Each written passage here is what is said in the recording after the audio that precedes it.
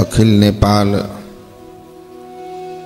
संतमत सत्संग के प्रथम दिन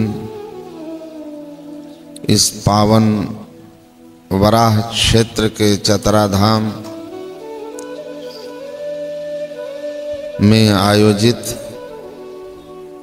सत्संग के पावन अवसर पर परमाराध्य सद्गुरु महाराज के पावन पाद पद्मों में नमन। नेपाल राष्ट्र में अवतरित होकर गुरु महाराज के ज्ञान से अपने को कृत किए हुए संत महर्षि दल बहादुर परमहंस जी महाराज के श्री चरणों में नमन। संतमत के वर्तमान आचार्य महर्षि हरिनंदन परमहंस जी महाराज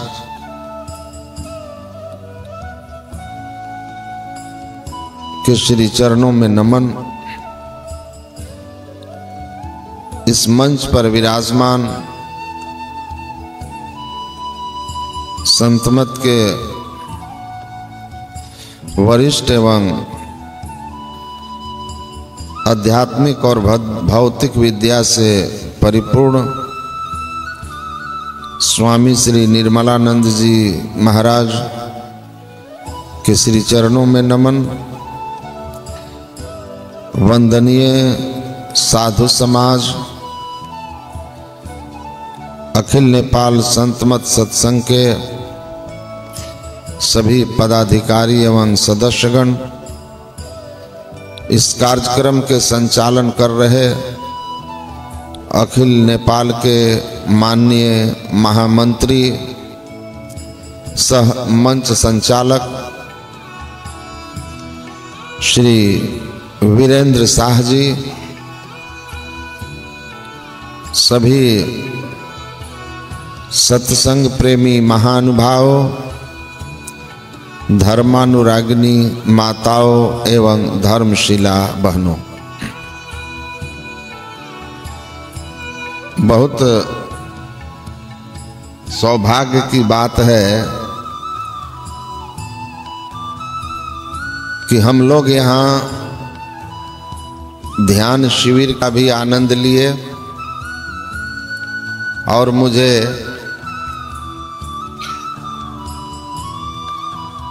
माननीय श्री सदानंद बाबू ने कहा था कि ध्यान शिविर में सम्मिलित होते तो बड़ा अच्छा रहता। मैंने कहा कि ध्यान शिविर में सम्मिलित होना हमारे लिए भी अच्छा ही रहेगा।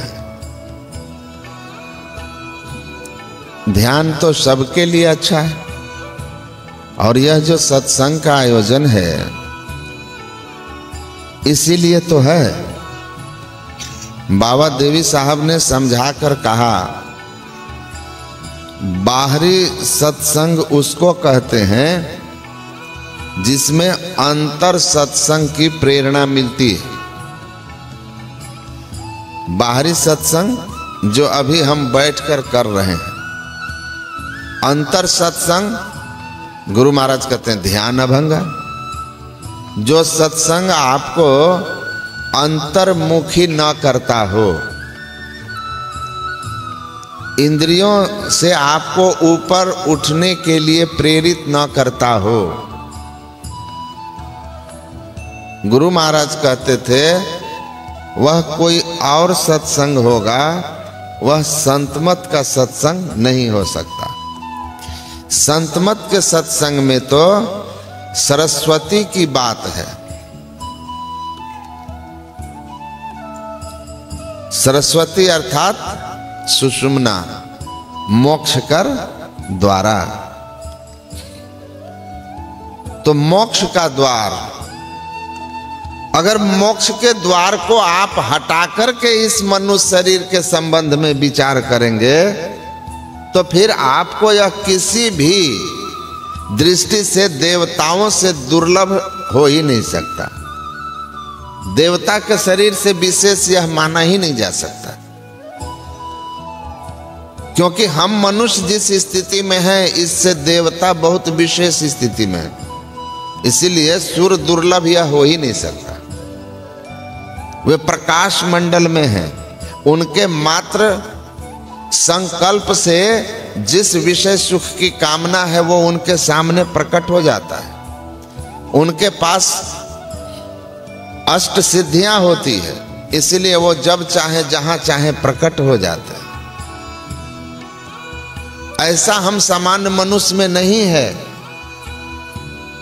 लेकिन हमारे पास वह व्यवस्था है जो देवता के शरीर में नहीं है। अन्यतर योनि को तो छोड़ ही दीजिए, वह है साधन धाम मोक्ष कर द्वारा। इसलिए गुरु महाराज कहते हैं भ्रम मत पालना, भ्रम मत पालना कि मनुष्य देह मिला तो हम देव दुर्लभ हो गए। अवश्य हो,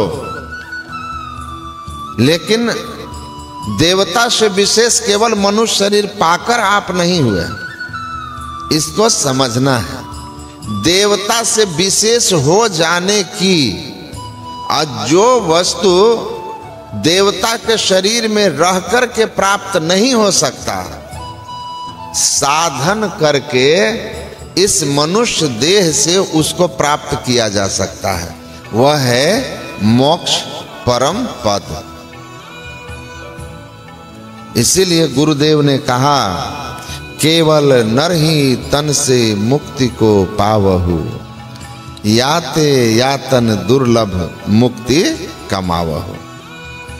तो मोक्ष के द्वार को अगर हटा करके आप कुछ विचार करते हैं मनुष्य शरीर दे दुर्लभ है, तो आप बिल्कुल अज्ञानता में हैं, बिल्कुल अज्ञानता में।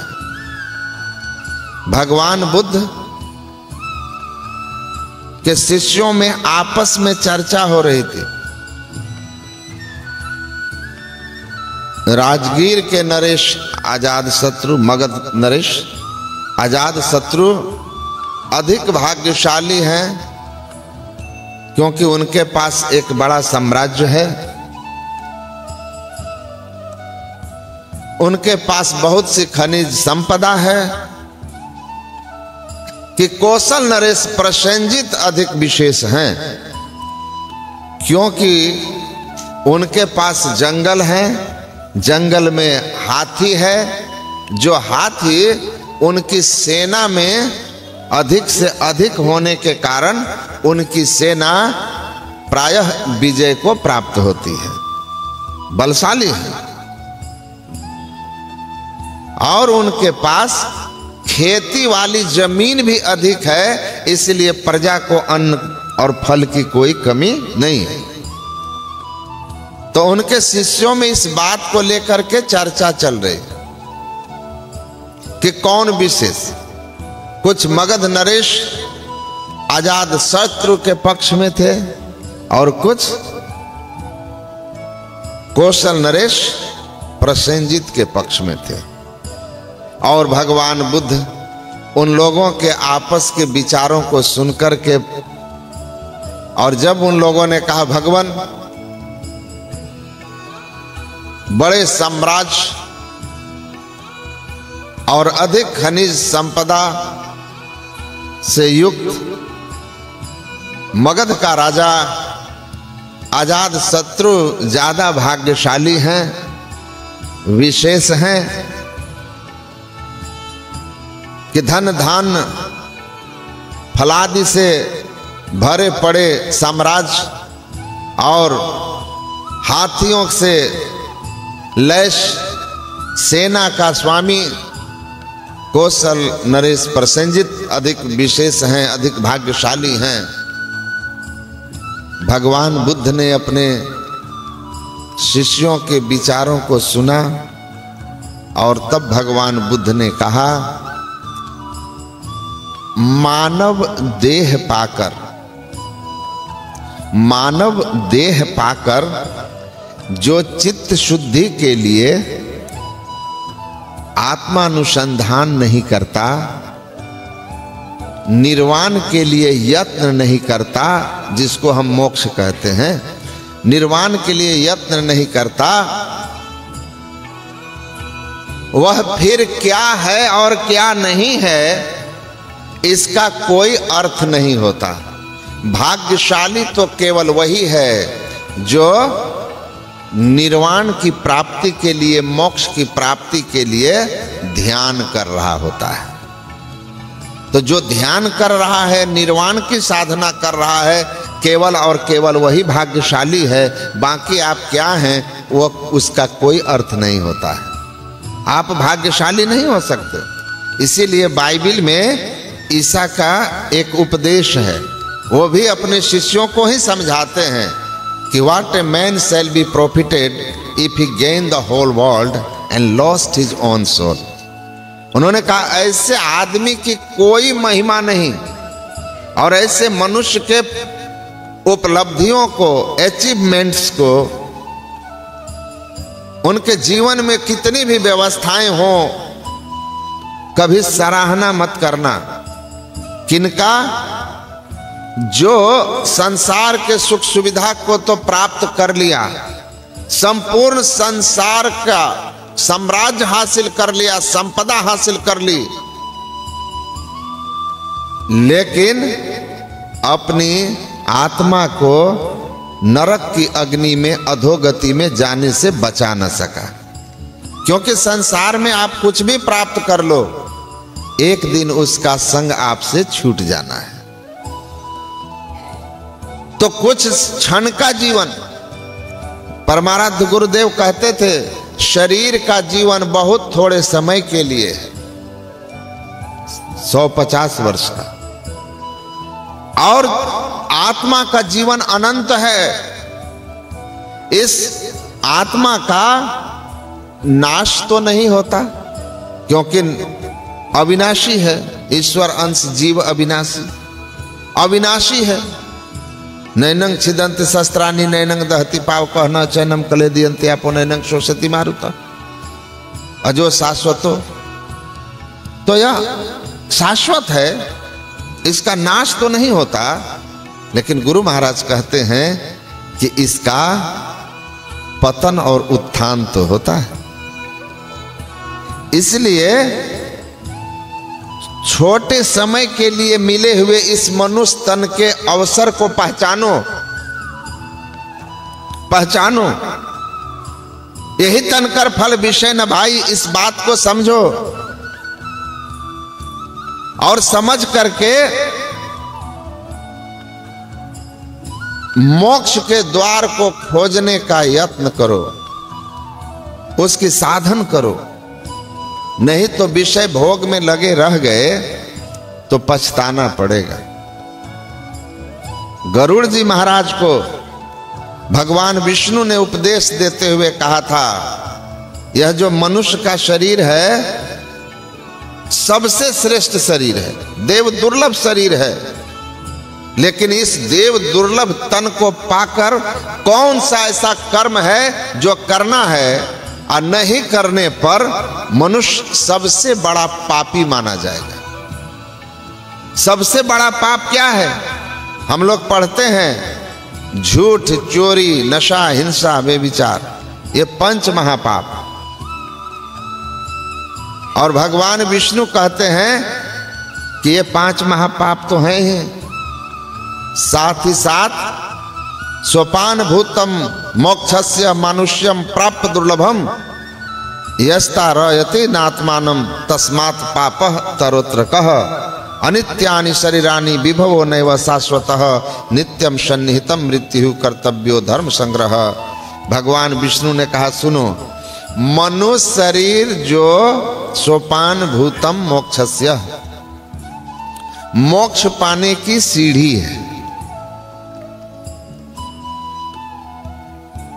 उस मोक्ष को प्राप्त करने का साधन नहीं करते, यत्न नहीं करते और संसार के विषय भोगों में ही लगे रह जाते हैं। आज जीवन हाथ से निकल गया तो कहां जाएंगे? बिना भजन ध्यान किए मनुष्य शरीर हाथ से निकल गया तो कहां जाएंगे? भगवान राम कहते हैं आत्महन गति जाए। आत्महत्या करने वाले की गति का वर्णन किया गया है कि भूत प्रेतादि योनियों में जाकर वह भारी कष्ट उठाता है, उसके बाद फिर 84 लाख योनियों का दुख भोगता है। जहां से आप भटकते हुए परमात्मा की कृपा से मनुष्य देह में आए, आप चूक गए, अब की चूक माफ ना होगी। दुल्हन अचल मुकाम। दुल्हन दास कहते हैं माफ नहीं होगा अगर चूक गए। किससे चूक गए? पाई न जेहि परलोक समारा। परलोक प्राप्त करने से चूक गए, मोक्ष का साधन करने से चूक गए, सदगुरु की सदयुक्ति लेने से चूक गए, तो आपका अभागापन बना रहा। सौभाग्य कैसा? ईश्वर ने कृपा करके अवसर दिया था, लाभ न उठा सके आप, उनकी कृपा के साथ आपने न्याय न किया, तो किस बात का? तो मोक्ष के द्वार की साधना तो कहते हैं सबसे बड़ा पाप है कि मोक्ष के द्वार से युक्त इस देव दुर्लभ मनुष्य शरीर को पा करके मोक्ष का साधन न करना। तस्मात् पाप तरोत्र कह। अगर वह साधन नहीं किया तो बाकी वो कुछ भी किया हो, ये साधना से अगर आप चूक गए तो यही आपका सबसे बड़ा पाप हो गया। क्योंकि इस पाप का फल क्या होगा? अरे पाप का फल नरक ही तो है, पाप का फल 84 लाख योनियां ही तो है। तो आपको कौन सा स्वर्ग मिलने वाला है? कौन सा आप स्वर्गौ भी स्वल्प है। आप तो सीधा नरक में जाएंगे और फिर 84 लाख की अग्नि में जलेंगे, क्योंकि आपने मोक्ष के द्वार का साधन नहीं किया। इसलिए भगवान विष्णु ने कहा मनुष्य शरीर पाकर मोक्ष का साधन न करने वाला सबसे बड़ा पापी है। अब उसके पुण्य चाहे और कुछ भी रहे हों, क्योंकि उन पुण्यों का प्रताप से भले उसको कुछ काल के लिए स्वर्ग मिल जाए, लेकिन मोक्ष द्वार की साधना न करने के कारण स्वर्ग और स्वल्प अंत दुखदाई, अंत में नरक और 84 लाख योनियां उसको भोगनी पड़ेगी। इसीलिए अगर मोक्ष के द्वार का साधना नहीं है तो फिर आपका जीवन पापमय ही है। तो बड़े भाग उनके, गुरु महाराज कहते हैं ना, गंग जमुन जुगधार मधहि सरस्वती बही, अब फूटल मनुष्यवा के भाग गुरुगम नाही लही। तो कहते हैं उस मनुष्य का भाग फूट गया। भगवान ने तो बड़े भाग बनाया था, लेकिन हमने अपने हाथों से अपना भाग फोड़ लिया, क्योंकि गुरुगम नाही लही। संत सदगुरु के शरण में जाकर के हमने गंग जमुन जुगधार मधहि सरस्वती बही, ये जो सुषुम्ना है, शिव नेत्र है, इसी को 10वां द्वार कहते हैं, मोक्ष का द्वार कहते हैं, जो दोनों आंखों के ठीक मध्य में है। पर बिना गुरु के इस द्वार को कोई जान भी नहीं सकता, कोई खोल भी नहीं सकता। तो बहुत सौभाग्य से यह शरीर मिला है। जो संसार के सुखों में रमते रह जाते हैं वे दुख में पड़े रहते हैं। इसीलिए समझा कर कहते हैं कि अवसर बड़ो भलो रे भाई, बड़ा भला अवसर है, इस अवसर का लाभ उठाइए। देखिए मैंने कहानी पढ़ी थी, छोटी सी कहानी है। लाओत्से चीन में हुए थे, मैं गया था कुछ दिन पहले हांगकांग। लाओत्से में लाओत्से और कन्फ्यूशियस चीन के दो बड़े महापुरुष हुए हैं, बड़े महापुरुष। जिस समय अपने देश में भगवान बुद्ध और महावीर धर्म प्रचार कर रहे थे, उसी काल में लाओत्से और कन्फ्यूशियस नाम के दो महापुरुष चीन में हुए थे। लाओत्से ने लिखा है ताओवाद में कि one who cherishes life does not know about the life, so he has no life.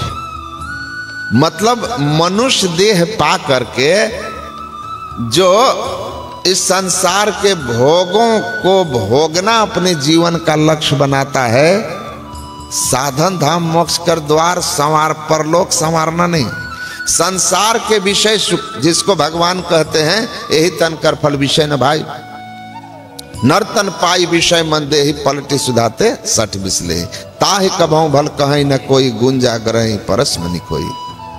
पारसमणि फेंक करके घुंघची से मुट्ठी भरने वाला जो मोक्ष के द्वार की साधना को छोड़कर ईश्वर भक्ति को छोड़कर गुरु युक्ति लेकर ईश्वर भक्ति न करके संसार सुख को लक्ष्य बनाया है, वह कहते हैं पारसमणि फेंक कर घुंघची से अपनी मुट्ठी भरने वाला सठ है, अज्ञानी है, मूर्ख है। तो उन्होंने कहा जो संसार को सुखमय मानता है, अनविचार रमणीय महा संसार भयंकर भारी, जो इस संसार को सुख का साधन मानता है, सुखालयम मानता है, इस संसार को जानता नहीं है कि दुखालयम है, सब इंद्रियों के भोग गुरु कहते हैं रोग। जो इंद्रियों को भोग को जीवन का लक्ष्य मानता है, जीवन को भोगों को आनंद उत्सव मानता है, कहते हैं वह जीवन के बारे में नहीं जानता है, वह मनुष्य जीवन के बारे में नहीं जानता है। इसीलिए भले ही वह दिख रहा हो कि सुख सुविधाओं से संपन्न है, पर मनुष्य शरीर में आकर भी ही हैज नो लाइफ, उसके पास मनुष्य का जीवन नहीं है, उसके पास पशु का जीवन है। गुरु महाराज भी कहते हैं कि मनुष्य शरीर पाकर के जो विषय भोगों में लगे रहते हैं, इंद्रिय सुख में लगे रहते हैं, मरने के बाद वो कहां जाते हैं? नरक में जाते हैं, 84 लाख में जाते हैं, पशु योनि में जाते हैं। मनुष्य शरीर पा करके जो पशु योनि में जा रहा है उसको मनुष्य कहलाने का क्या अधिकार है? मनुष्य शरीर पा करके मनुष्य का जो मानव कृत जो कर्तव्य है वह है आत्मा नाम मोक्षार्थम जगत हिताय च, जन्म मरण के चक्र से अपनी आत्मा को छुड़ा लेना और जब तक इस संसार में रहो संसार के हित के लिए काम करना, हित के लिए काम करना। तो लाओ त्से ने कहा वो जीवन को जाना ही नहीं, जो मनुष्य शरीर में आकर भोगों में लगा रह गया, वो तो पशु की तरह इस संसार में आया। जैसा भगवान कृष्ण कहे थे आहार निद्रा भय मैथुनम च समान में तत् पशु भीर नारायणम, आहार निद्रा भय और संतानोत्पत्ति ये सब पशु और मनुष्य में समान है। इसीलिए जो इनको ही जीवन का लक्ष्य बना लिया है वह जीवन को जाना ही नहीं है, और इसलिए उसके पास मनुष्य शरीर पाकर भी मनुष्य जीवन उसके हाथ में नहीं है। जो मनुष्य जीवन में आकर के विषय भोग को जीवन का लक्ष्य न बना करके लक्ष्य किसको बनाया? परमात्मा की प्राप्ति को, मोक्ष को, निर्वाण को, वही वास्तव में मनुष्य जीवन को जाना समझा और जी रहा है, वही आगे मनुष्य शरीर पाने का अधिकारी है। जो पशु बन के रह गया तो क्या फायदा? तो लाओ त्से की एक कहानी है, वो कहते हैं एक सेठ के घर में आग लग गई। आग लगी तो आग जब लगी ना तो सेठ बड़े अमीर आदमी थे, रोना चिल्लाना शुरू किया। उनके नौकर चाकर अड़ोस पड़ोस के लोग जमा हुए और एक एक करके उसके घर के सारे सामानों को निकालना शुरू किया। सेठ निर्देश करते गया, इस कमरे में जाओ, वहां पर बक्से में हमारे सारे जमीन के कागजात हैं, वहां हमने लोगों को जो लोन दिए हैं उसके कागजात हैं, वहां यहाँ सोना चांदी है, वहां नगद रुपये हैं। एक एक करके सब सामानों के बारे में बताते जा रहा है। लोग भाग भाग करके और निकाल रहे हैं और आग की लपटें बढ़ती जा रही है। इस तरह होते होते उसके सारे कीमती सामान, जेवर जेवरात, रुपया पैसा, जमीन के कागजात, जो भी उसने लोगों को उधार दिए थे उसके कागजात सब आ गए। सेठ राहत की सांस ले लिया, राहत की सांस लिया। लोगों ने कहा महाराज अब तो आपके सब कीमती सामान आ गए, अब आप घर जल रहा है तो फिर बना लीजिएगा, आपके पास कौन सी कमी है? और तभी वह सेठ अचानक वह सेठ फिर दहाड़ मार कर रोने लगा, छाती पीटने लगा, जमीन पर लौट गया। लोगों ने कहा अब क्या हो गया, आप क्यों लौटने लगे? सब तो निकाल लिए। कहा सब तो निकाल लिया लेकिन ये सब अब हमारे किसी काम का न रहा। कहा क्यों? कहा जिस एकलौती संतान के लिए मैं ये सब कुछ किया था, इन सामानों के चक्कर में वो तो घर में सोया ही रह गया और अब वहां से निकल पाने का कोई भी रास्ता मौजूद नहीं। वो अकेला एकलौता संतान तो जल के मर गया, तो अब हम किनके लिए? लाओ से कहते हैं उसी तरह संसार के लोग अपनी आत्मा को भूल जाते हैं कि इस आत्मा को जो इस शरीर में है, इसके कल्याण के लिए हमको परमात्मा की भक्ति करनी है। करनधार सदगुरु दृढ़नावा, संत सदगुरु के शरण में जाकर सदयुक्ति लेनी है। गुरु दयाल दया कर दिए भेद बताई, महा अभागी जीव के दिए भाग जगाए। सौभाग्य जग जाएगा जब गुरु की युक्ति मिलेगी। तो आत्मा के कल्याण के लिए लोग परमात्मा की भक्ति नहीं करते हैं, ईश्वर को भूल जाते हैं, गुरु को भूल जाते हैं, उनके उपदेशों को भूल जाते हैं और भोगों में लगे रहते हैं। अंततः संसार जमा कर लेता है, लेकिन कहे कबीर अंत की बारी, हाथ झाड़ जो चला जुआरी। उसी सेठ की तरह हारा हुआ जुआरी हाथ मलता हुआ इस संसार से जम की मार खाता हुआ नरक की अग्नि और 84 लाख भोगने जाता है। इसीलिए संत लोग समझाते हैं, उपदेश करते हैं। भगवान राम आकर समझा रहे हैं कि आपको जो मनुष्य शरीर दिया है 84 लाख में भटकने के बाद, यह देव दुर्लभ है, इसमें मोक्ष का द्वार है। आप विषय भोगों में, संसार में इस मार्ग को प्राप्ति का साधन गुरु की युक्ति से लेकर के यत्न करना मत भूलना, नहीं तो पछताना पड़ेगा, अवसर हाथ से निकल जाएगा। इसीलिए आपको यह अखिल नेपाल संतमत सत्संग का आयोजन किया गया है कि आप इस ज्ञान को जानें, समझें, अंतर सत्संग की ओर चलें, मोक्ष को द्वार का साधन कीजिए और अपने सौभाग्य को जगा लीजिए।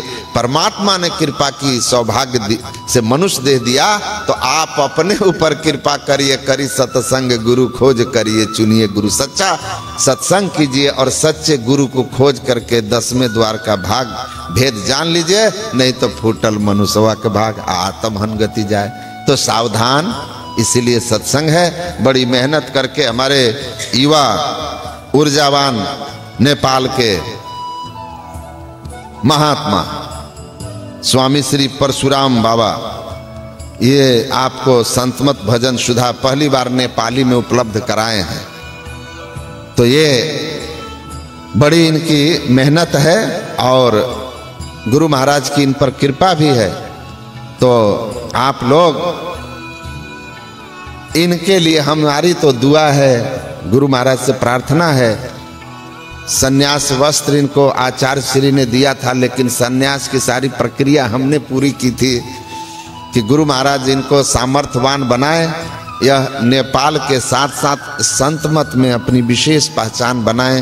पूज्य दल बहादुर परमहंस जी महाराज के जाने के बाद नेपाल में रिक्ति सी हो गई है।